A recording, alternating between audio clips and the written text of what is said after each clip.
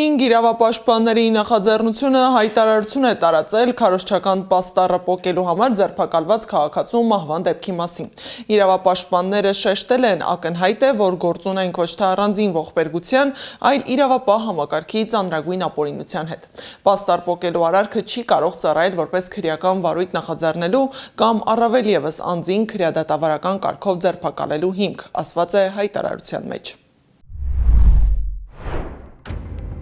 Սա տարական իրավական ճշմարտություն է, որը պարտավոր էին իմանալ եւ հաշվի առնել բոլոր այն պաշտոնատար անձինք, որոնք ներգրաված են եղել տվյալ գործընթացում։ Սակայն Հայաստանում ձևավորվել է մի իրականություն, որում իրավապահ համակարգը վերածվել է քաղաքական սպասարկման գործիքի, իսկ օրենքը կամայական մեկնաբանությունների առարկայի։ Երբ վարչական բնույթի արարքի համար մարդուն ենթարկում են քրեական հետապնդման մեթոդներին, դա արդեն ոչ թե իրավական գործընթաց է, այլ պետական բռնաճնշում։ Քաղաքացու կյանք արժեցած այս ծանր հանցագործությունը չի կարող ներկայացվել որպես դժբախտ պատահար կամ անձնական ողբերգություն։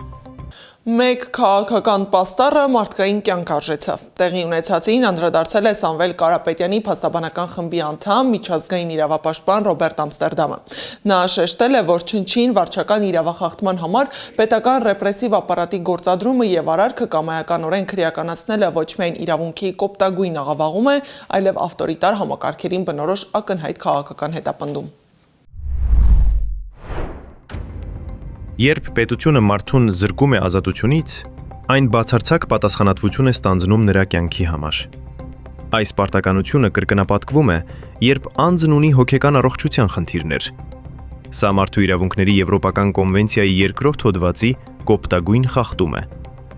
Իշխող ռեժիմին չպետք է թույլ տալ սա կոծկել։ Քարոզչական պաստառը կարելի է փոխարինել, մարդկային կյանքը՝ երբեք։ Այս գործի վերաբերյալ պետք է իրականացվի անհապաղ, անկախ միջազգային հետաքննություն